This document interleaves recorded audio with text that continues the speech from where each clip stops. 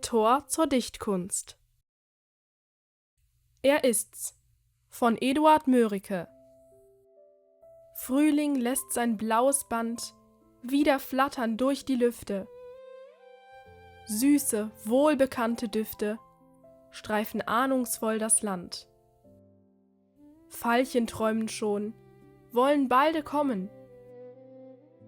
Horch, von fern, ein leiser Harfenton.